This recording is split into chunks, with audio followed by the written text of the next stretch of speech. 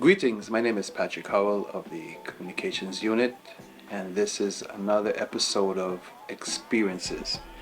Today we have a very special guest. My name is Dr. Marika Budgeon. Doc, thank you for coming. Thank you for having me. Yes. Again, for Experiences, we bring in people who have been to all different parts of the globe, and so they can come back and relay their experiences to us. Now, of course, the good doctor here, you did your studies in Cuba. In Cuba. So, this is based on her experiences in Cuba. Now, let me run on her mini resume, and I will jump right into it. Now, she wants everyone to know she's a born Division, and she represents St Nevis. That's where that's her spot. St Nevis. Her mother was, or is your? Her mother is Lenora Smithin. Her father Rudolph Budgeon. She is 30-something, on the low end of 30. And I need to know all the details, but she's 30-something. She's Tyrone. You're not gonna like this one. She is in a relationship, so I know this is bad news to a lot of you guys out there, but she's in a relationship. It is what it is for now. What she likes to do in her downtime, she is a self-proclaimed foodie. She likes to try different foods and all that. She likes to travel, and she likes to spend time with friends and family. Fun fact about her, she may seem like a serious person. I thought she was like that too, like very unapproachable, but she loves to laugh. Once she gets to know her, she loves to laugh. So, again, thank you for coming, doctor. So, let me jump. I got some of my questions here, but let's jump. So, give me a background of what initiated your whole trip to Cuba. I know it was about being a doctor, but how did that all get started? Well, I'll take you back to when I was a little girl. Initially, I wanted to be a nurse. Yes. And I just thought that as a nurse, I'll be able to help my family. But as I got older, I realized that I can do more as a doctor helping my family because of my family history. When you said help, you mean financially or actually hands-on help? Hands-on help, financially as well. I saw, especially in the community that I came from, that there is need for more doctors. So that's when I made my decision that I wanted to become a doctor. I'm very passionate about helping people, especially in my community, and I didn't know how I was gonna get there, but I know I was definitely gonna get there. I didn't know the route, but I know I would make a way. So initially, after I graduated from sixth form with an associate's degree in the natural sciences, I started to work as a teacher at Charlestown Secondary School. And that was for 2 years. At the ending of the 2 years, well, they told us that it's either we go to teachers training college or we figure out what's the next step. Either way, at the ending of the 2 years, I had to make a decision. So that's when I started to do my research, and the opportunity to go to Cuba came up. It was a full scholarship. Everything. When you said came up, explain to me how it came. Somebody you were researching, or you got an email saying, "Hey, Marika, this is available." No, I was researching, and one of my friends went to Cuba the year before. Okay. So I got most of my information from her. You can mention her if you want, Dr. Duana Pemberton Jeffers. Okay. Yes, she's the one who would have went to Cuba the year before, and I just thought that I'll make use of the opportunity. I mean, who would turn down a full scholarship? I was looking at other options, such as going to Jamaica or other parts of the Caribbean, but unfortunately, those were quite expensive. And anybody would know, like, studying medicine, a degree such as medicine, it can be quite expensive. And, unfortunately, at that time, I did not have the funds to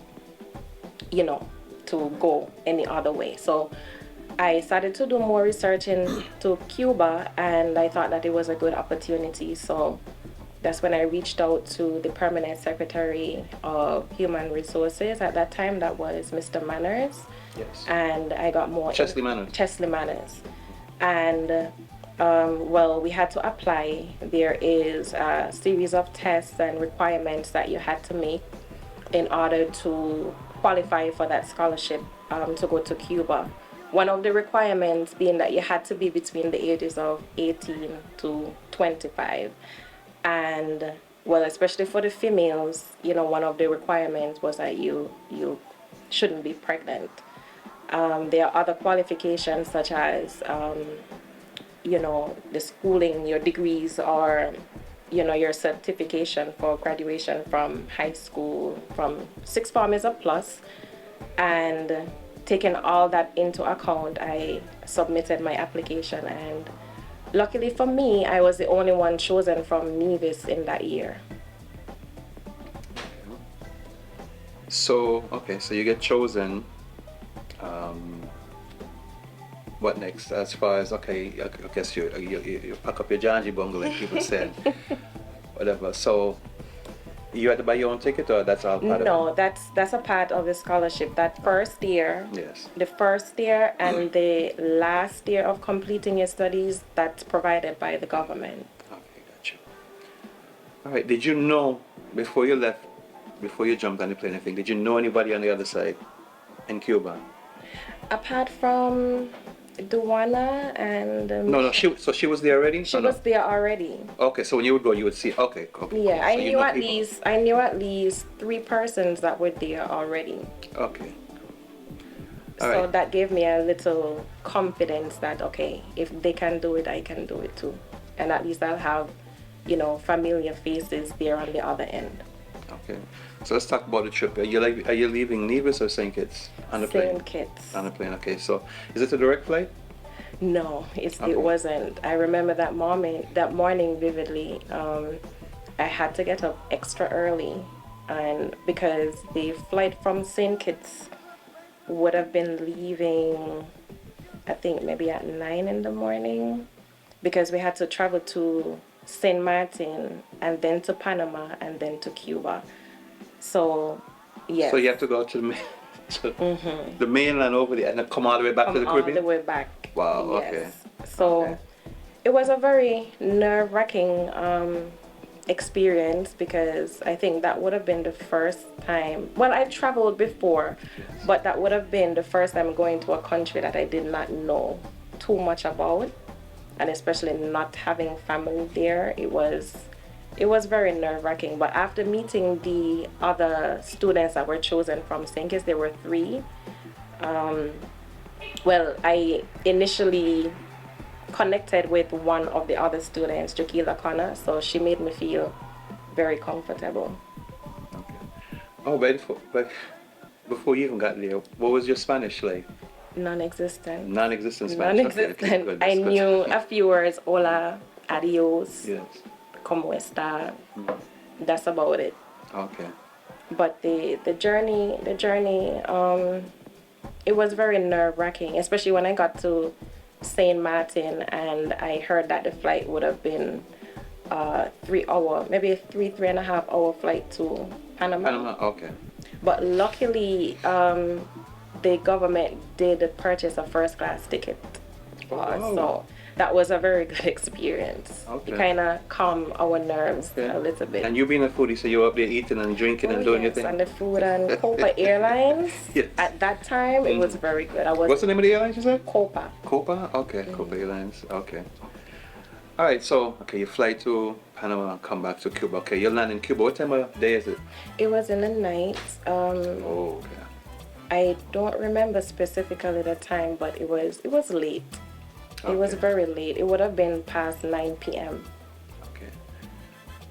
What do you, and I guess you get picked up, someone picked you up or you had to? Yes, Okay. the school that we were going to, because all of the students who start medicine in Cuba, we initially start in Havana at a school called the Latin American School of Medicine. In Spanish is la Escuela Latina Oh my God, I'm forgetting. Please edit that part out.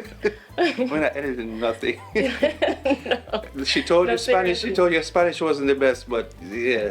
No, I mean, my Spanish is good, but because I'm so accustomed to saying the name of the school in English that, you know. So it's Escuela Latina Americana de Medicina. Okay. Okay, so you get picked up and you go straight. I'm assuming you go straight. Yeah, You they take us directly to the school, yes. Okay, then. Okay. After we arrive there in the school, then that's where quarantine starts. If there's one thing about Cuba, it is very unique in terms of its health system, its healthcare system. Screening actually starts at the airport when you arrive at the airport. They ask you a series of questions. If you've had a fever within the past couple of days, if you've ever been exposed to, you know, certain illnesses, and they would ask you point blank, do you have this? Depending on the region that you're coming from, then they would have to do more screening. But the health screening initially starts at the airport.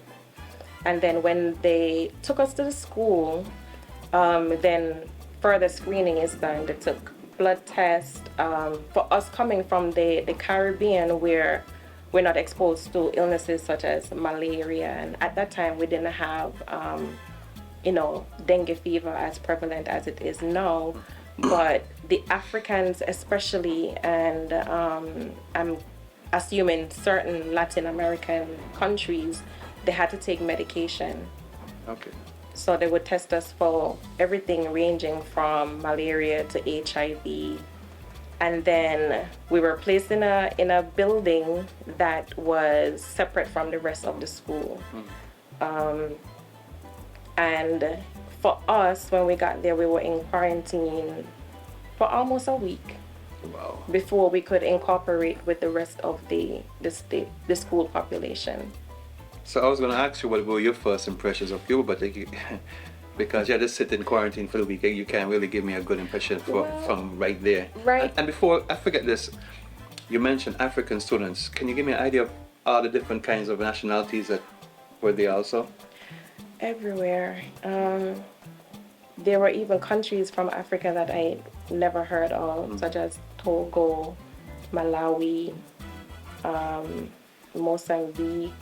They're from different areas in Africa. I can't really remember all of the countries. But outside of Africa, how about outside of Africa? Well, the thing about that particular school, they try to get nationalities from the Latin American countries, Asia, and Africa, and the Caribbean, of course. So Chinese and so too? Well, Chinese, Vietnamese, okay. like from the Asian continent. Gotcha. So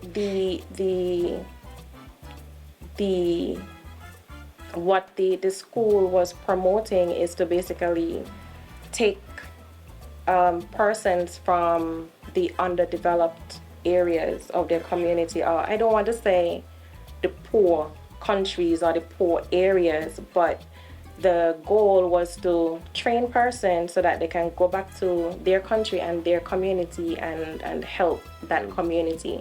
Because, Cuba is very famous for sending doctors, especially when there is a crisis or a disaster. So the school was initially founded in the late 1990s, I think 1998, when I think there was a Hurricane George, or 98. one of those major hurricanes. And when the Cuban government did send the doctors there, they realized that it's not just, the relief from the hurricane. Like, people were actually suffering from chronic illnesses, and the mortality rates were very high in those areas. So I think that's where it started, to say, hey, we need to help these areas, not just for when there are disasters. We need to train doctors and send them back into that community to actually help the people. So that's one of the things that I loved about Cuba, and that's what helped me make my decision to go there. Okay. So okay, so you finish your quarantine now. You're back the gate, as you say. And your friends are there to meet you, or? Yes. Well, honestly, during quarantine, well, we were warned before, so I actually packed a bag, my carry-on for with food for quarantine. For quarantine, okay. Because quarantine means that you can't move. So whatever food they serve you is what you'll have to eat. For me, it was a shock. A shock in a good way, or otherwise way? Otherwise. Otherwise, okay. Because, you know, all of us, I was a picky eater before I went to Cuba. And my friends and the other countrymates that were there from St Kitts Nevis before, they used to sneak us food into quarantine. Oh, okay. So that was a plus. How y'all do sneak in? Well, we go to our window. Okay. And they would call us down and we collect the food. But luckily, the tias and the tias are the women that they would assign to each floor or each building that would basically look out for us. So they were like more auntie or mother figures for us. So they allowed it because, you know, coming from different countries and then, you know, being submerged in quarantine, and that I think none of us ever experienced before, you know, they kind of gave us a pass for that. We couldn't leave the building, but they allowed them to bring us certain necessities. Okay. Okay. So you come out of what's Quarantine. next? Yeah, we come out of quarantine. So after we came out of quarantine, then we had to be matriculated, meaning that we had to go through a process of registering for the school. They took us to certain areas before we even got a tour of the school. They took us to certain areas and we got our books, our uniform. We were assigned a room, and after that, well, we were familiar with our tiers, as we said, and then we got a tour of the school. The school is huge.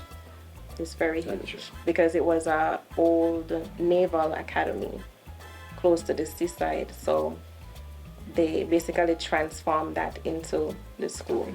For reference sake, is it bigger than MUA? Yes. Okay. Yes, it is. Okay. And so you're okay. Of course, that's where you'll be studying. So your living arrangement after you come out of quarantine, where you living?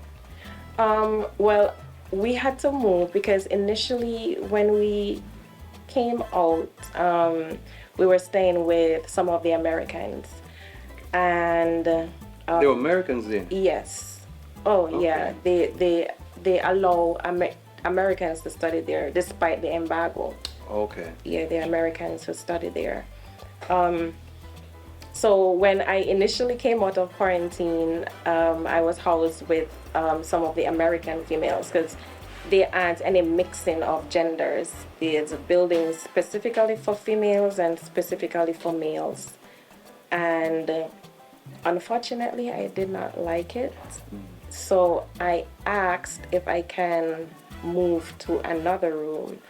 So I got the opportunity to spend at least a night or two with my friends, and then they moved us to another building, and then in that building we were staying on the 5th floor. No elevators, 5 flights of steps going up. So that's where we basically stayed for 2 years. So basically, okay, you're on campus too. It's not like an off-campus kind of situation. So on campus. No, it's on campus because the initial 3 years when we did go to Cuba, we had to stay on campus. There weren't any allowances to stay off campus. So, and the thing about it, we basically stayed on the floors according to our years. So I was in pre-med, so I was on a floor with many different ladies who were starting pre-med as well, and they were from many different countries. Brazil, Vietnam, the Pacific Islands. There were a few from Africa and others from the Caribbean as well. So it was a good experience. it was a cultural melting pot, and it took a while for me to adjust to that, but I knew I was there for a purpose. So Outside of this studying and all that good stuff, let's go off campus now and tell me some about your first forays out into Cuba itself. okay, so the first opportunity we got to leave. I went to the neighboring, what we will call a village here, but it's a town there called Baracoa. It's a area that has a lot of restaurants. Most of the Cubans sell food from their houses that they transform into a kind of restaurant setting. Oh, okay. And that's where most of the parties were being held. You can go to the beach. The beach is there. So that was my first experience leaving the school, and that's where we got our laundry done as well. We used to take our laundry to one of the houses there where they washed and, dried them. And I love the part that they folded them for us, so that was a plus. Yeah. Wait, speaking of that, tell me about the currency and how far your EC dollar, whatever was, would translate into the Cuban. How did that go? So when we were leaving, we were told that we should buy Canadian dollars or euros, Okay. because the conversion rate is better. Unfortunately, I can't carry EC to Cuba and get money. Okay. Back then, there were two types of currencies: the Cuban convertible that we called Cook, and then there was the national money called the peso. Okay. So one Cook back then, because I went to Cuba in 2011, one Cook was equivalent to 24 pesos, and that would be like maybe 90 cents US. So that would be the conversion rate. That was back then.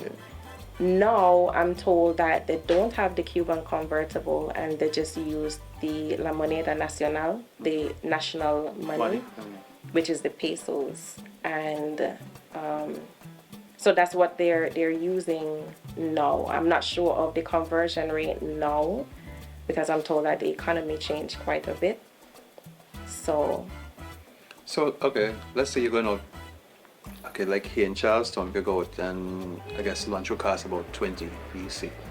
If you took, I know you say you can't convert it, but just doing the math in your head, that 20 EC could get you a meal in Cuba, a substantial meal? back then, yes, Yes, it could have gotten me and my friends a substantial meal. Like I could have literally paid for quite a number of persons with 20 EC. So food was very cheap back then, and fortunately the campus had like a ATM, and it had a bank on the campus where we could easily just go withdraw money. And if we don't want to use our cards, because there will be charges, of course. So what I used to do, I used to budget for the month, and if I know I'm gonna spend 100 CUC this month, I'm gonna withdraw that amount so that National Bank can just charge me, one set fee. And I tried my best to work with as much euros as possible, so that at least for the first few months, because I didn't know what I was going into. So when I got there, I just converted the money accordingly. So that's what I did. But I don't remember the exact conversion for 20 EC, but I do remember that it would go a long way in Cuba back then. Okay. So tell me about some of the places on your leisure that you visited in Cuba. Okay, on my leisure, I visited Varadero. That's in one of the other provinces. Cuba has, I think, 14 provinces. Yes. I visited Varadero, which is a very beautiful beach. Yes, Cuba has very beautiful beaches. I went to... You're not trying to say them how beautiful the Nevis beaches, right? Well... You better tell her, Okay, go ahead, continue. Of course, nothing beats the beaches here in Nevis. I'm biased, of course. Nothing is better than home. But I think there are a lot of persons that have the misconception that, Cuba is a very poor country. There isn't much that it would offer. But Cuba is actually a very beautiful place. And I always said at the ending of my studies that I would actually go back there to vacation, because the experience is quite different when you're a student as opposed to when you're a tourist. So I went to another place called Las Terrazas. That's an area where it has like a lot of rivers and lakes, and the forestry there is pretty nice. I think one of the famous songwriters and singers in Cuba, I don't remember his first name, Montana or something. He's from that place in Artemisa, I think. So that was a tourist attraction where they basically transformed his house into like a museum kind of thing where you can go and see. I also visited Havana, of course. Yes. Havana is very beautiful. The culture there is very rich. If you're open-minded to learning more about the culture, you'll see how beautiful it actually is. When I was there, I wanted to go in the capital. In Spanish, it's called El Capitolio. Some persons compare it to the White House in the USA, but the Cubans would always tell you, no, it's not that. It is a big building. It looks very beautiful from the outside. They were doing renovations when I was there, so I wasn't able to enter. And then there is El Gran Teatro de La Habana, El Gran Theater, where they have like different art performances such as opera, ballet, like different stuff. And there are certain areas that I was intrigued with where they have it set up like a mini market where you can buy art, cigars, alcohol. There's a famous rum in Cuba, very strong. I think a lot of persons here would enjoy that. But I was very intrigued with the culture and especially the means of transportation. At first, when I got there, I was like, why do these cars look like this? The taxis, they look like vehicles from the 70s. Yeah. Mm-hmm. Like those kind of models. But it was pretty interesting. And there are the big buses, the big coaster buses. That's all public transportation? Public transportation. The cheapest one would have been the buses, because depending on where you're going, it costs only like maybe a peso. The one that I was mostly familiar with was the 420, because that's... You're going to have to do your maths in your head fast. So when you say peso, just tell us how much that's in EC. That's not even a cent in EC, honestly. Not even 1 cent in EC? Mm-hmm. I don't know. Wow. So you could travel for a penny at EC penny. Right. Wow, okay. Yeah. Mm. And then what we used to take, especially to the short distances, there's something called a bici taxi, where it's basically like a bike, and then to the back of the bike is a seat with like a covering over. So that was very interesting. What do you call those? BC taxi. BC taxi. Okay. BC taxi. So well, I visited Havana and some of the areas, old Havana as well, some of the areas around Havana. I also visited... Let me ask you this. While you're moving to these places, mm-hmm. How are the locals dealing with you? How are they receiving you? They're very friendly. From what I can remember, the Cubans are very inviting and welcoming. They would literally tell you, oh, come have a coffee in their houses. Mm. They want to talk to you. They want to learn about your country, because a lot of them never left Cuba. Okay. So any opportunity to get to hear about, what's going on outside of Cuba, or even, learn more about your country, they would. But this is in Spanish though. In Spanish, of course. Okay. In Spanish, of course. So yes, the Cuban persons, the Cuban people on a whole, they're very warm and friendly when I was there. Um, I would say that there was one particular family that adopted me, Yes. and they made sure that I was good. They invited us over for dinner. Like many times, we cooked for them. So I would say So yes, why they are. why they adopt you? They just see you and like to see you and say, okay, we're gonna take you in. I guess because of my warm, friendly nature. But how they meet you? They worked on campus or something? Well, one of their daughters. Well, this was later on in my later years in Cuba. Um, we met through her daughter who used to work in the campus, Yes. and she invited us over, and talking to her parents, her mom offered to do our laundry because as a medical student it's very busy. Most times you don't have time to do your own laundry. So she used to wash for us, and she invited us over for coffee just to talk. She prepared Cuban meals for us, so that was quite good. So tell me about the, like here in Nevis is when people come and tourists would want like a local, we'd suggest like saltfish and dumpling, goat water, that kind of stuff. So what's the Cuban local food? Well, me personally, I loved the arroz con moro. That's rice with the black beans Yes. inside of it. I love No the meat. way, well, they cook it with the fat from the pork. Okay. So that kind of gave it a very distinct taste. I love the way how they prepare their fish. When I used to eat pork, if it's one thing with Cubans, they know how to cook a pork in many Okay. different ways. So when I used to eat pork, I enjoyed that. Some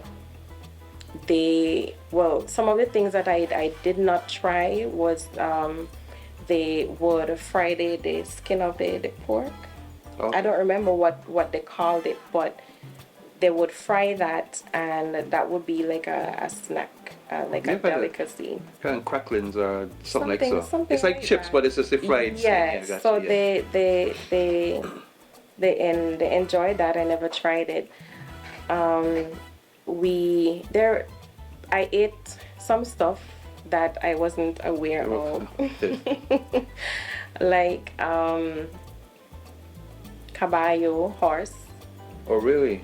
Yeah, I'm still not sure to this day if it really was horse, but I was told that it was, because in Cuba, the cows are basically like protected. They're used for milk rather Dairy, yes. than food. Okay.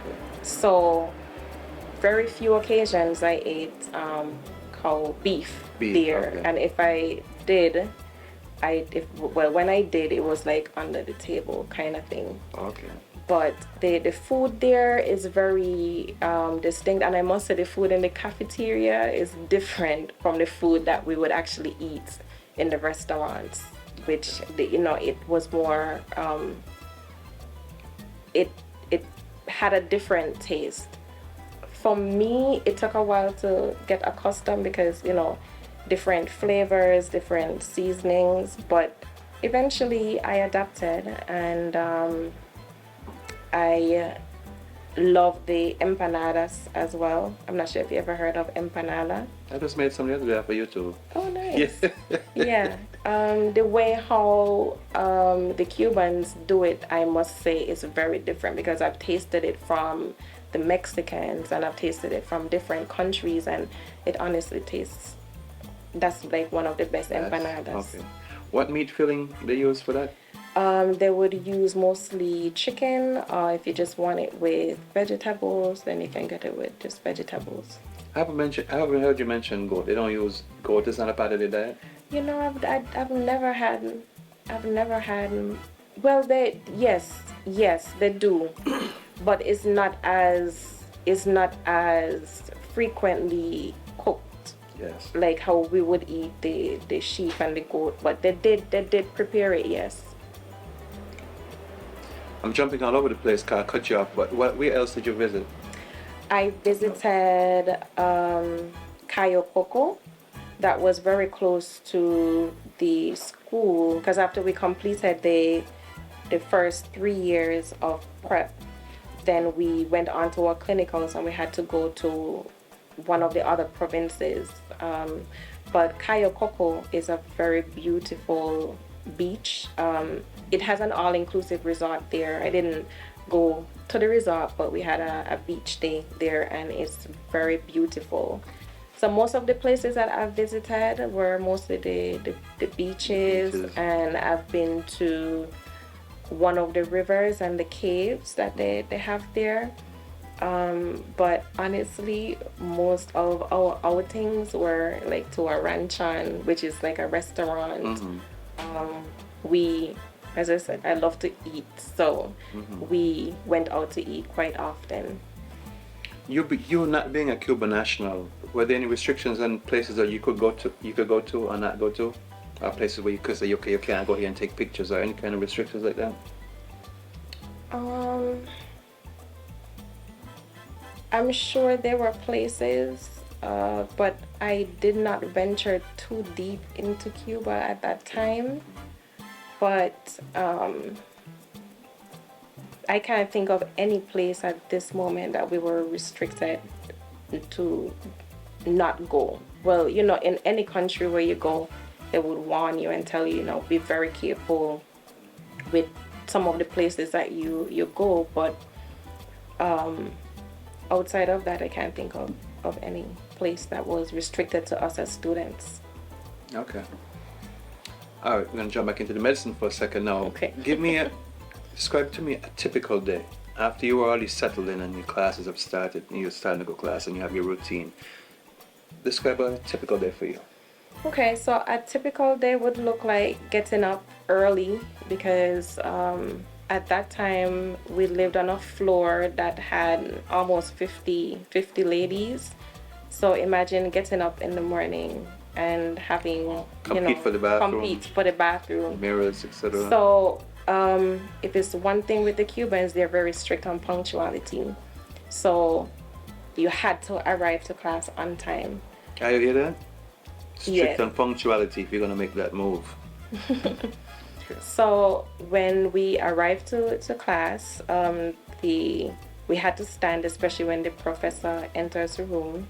That's a sign of respect, and then we will go through classes. Classes typically would last throughout the morning. We might have a few sessions in the afternoon, but after the morning sessions, we would typically go to the cafeteria. That's called the Commodore. The Commodore, the food was very unique, and after we have lunch, then we would basically go back, prepare for whatever afternoon classes that we have. Or if we don't have any afternoon classes, what I typically used to do, because the Spanish is a second language to me, I used to practice with either my roommates, or I might listen to Spanish songs, or I might even do some revision for the next day, because as a medical student, you're always studying. Of course, I always found time to, watch a movie or, watch a series, talk to the other, ladies on the floor, because, who wouldn't take advantage of learning about a different culture? So, and then, that would be basically it. Time for bed and repeat the next day. There was a lot of structure there. So every day was basically almost like a repeat of the same thing. Okay. So Doc, while you're there in your studies, this is something most people want to know, because we always want to know from a medical standpoint.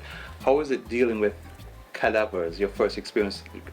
Tell me all about dealing with cadavers.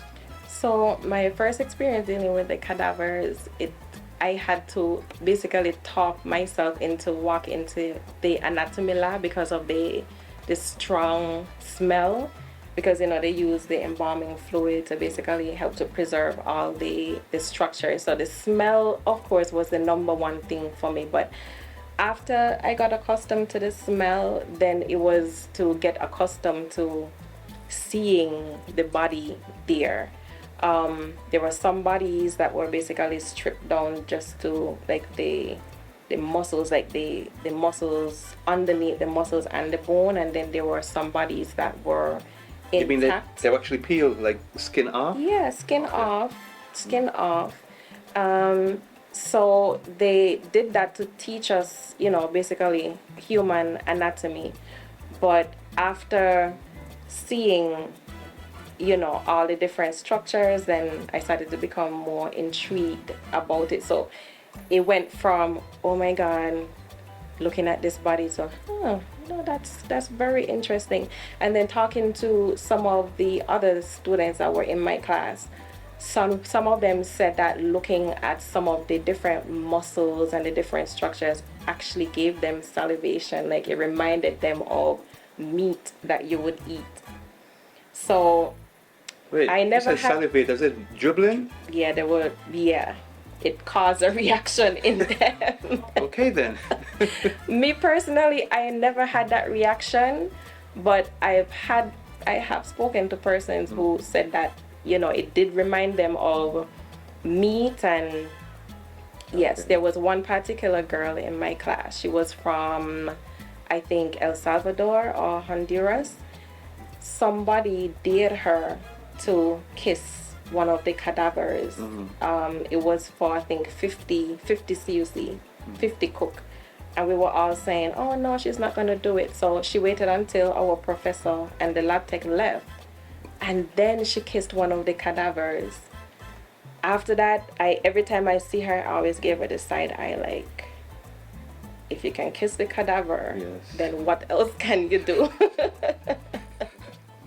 You mentioned watching your series. I assume you mean like any problem again because of this whole embargo thing? Any problem getting access to like Netflix and the stuff that you used to? Yes, there were no internet, as in Wi-Fi. There was a type of connection called intranet, meaning that within Internal, the school, and we only could have accessed that by the library, where we could send emails to our family back home. You can't connect to the World Wide Web. You can't connect to Netflix or anything that the internet would offer you, but it did offer us communication with our families at home. In terms of entertainment, persons used to bring like movies back on their flash drive or their, so we used to share. And that's how we got entertainment. Gotcha. If we wanted internet back then, we had to go to a hotel and pay. When I initially got there, I used to go to the Melia Hotel. I think that's what's the name in like maybe two towns over, and I used to pay maybe 8 CUC for maybe an hour. So that's how I used to connect and Facebook, download whatever information I need for my studies and stuff like that. So you're saying once you go to like an international hotel kind of setting, there's no restrictions on the World Wide Web?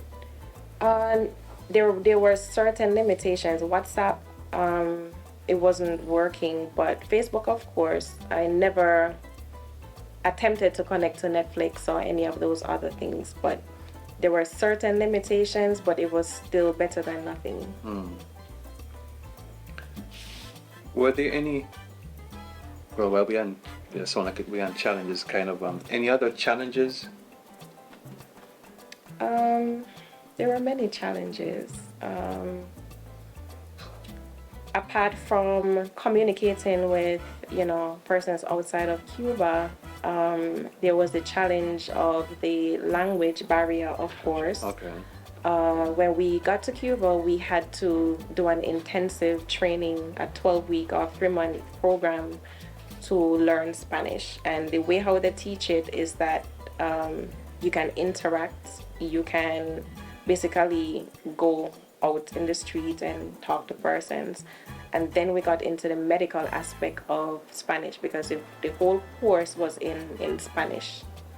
So for me, it was like a sink or swim situation. Like I had to learn it in order to pass and get through this course. So that was an initial challenge for me, just learning the language and being fluent. You had to write it, you had to know how to read it, and they were very strict on like doing oral exams. And so it's not just written, you had to do an oral exam in order to pass it. So that was my initial challenge. Another challenge would be like it almost felt like a cultural shock because I didn't know much about the culture, but after I started to learn more about the culture, then, I started to become more comfortable being there. And just the overall challenge of being away from your family. Any cultural challenges, like any difference in etiquette of the way they do things, and did you have to adjust to anything that they did that you weren't used to? Yes, the Cubans generally have a kind of laid back attitude. Yes. Low punctual. Sorry? Laid back but punctual. Yes, when I said laid back in terms of, when you're accustomed of getting things done right, Yes. quickly, for them is, how, like we would say time is money. It's not that. They get it done when they get it done, and you have to constantly push to get certain things done, and that's just their way of doing it. That includes the restaurants too? No, the food was quick. Food was okay. But See, when the Americans come here, they say the same thing. I think the experience itself does that. We can move kind of slow or liming or whatever. So that's the same thing there. So they even saw that in certain things. In certain things, yes. What was the question again? That was it about the cultural differences. Cultural differences. Adjusting to cultural differences. Well, yeah, the food, the way of living, just the overall way of being in Cuba is just unique. It's nothing like I've ever experienced before. So culturally, I would advise, like, if you do go to Cuba, you have to be very open-minded and be willing to learn their culture and respect it, of course, because just like how when other persons come to our country, we don't want them to look down on us and say that we, backwards or anything. So it's best that you just keep an open mind. Okay. And live in the moment. That's one thing that I wish that if I had to do over again, I would enjoy Cuba a bit more. I was more focused on just studying and then getting back home. But if I had to do it over again, I would enjoy like the culture and visit more areas in Cuba than I did. Okay. How was it getting used to the music? And did you? Yeah, tell me about that. Yeah, the music was different. The salsa and the merengue. I actually took a class to learn how to dance and get accustomed to the music, but I was quite intrigued because, coming from the Caribbean, we don't really hear too much of, well, we would hear the reggaeton, but, to live there and experience it firsthand, I was quite intrigued, and I actually enjoyed it. Okay, so you got to start figuring out which art. By the way, did listening to the music, did that help you in the language? Yes. And getting used to the language and everything too? Okay. Yes, because the Spanish that they taught us, would be more of standard, how there's standard English. Yes. So listening to the music kind of helped me to understand like more of the colloquial terms and the slangs and the broken Spanish, and that in turn helped the Cubans understand us a little better. Okay. Give me one of your most memorable experiences there. Happy times. One of your best times you had there that you can remember. One of my best times there.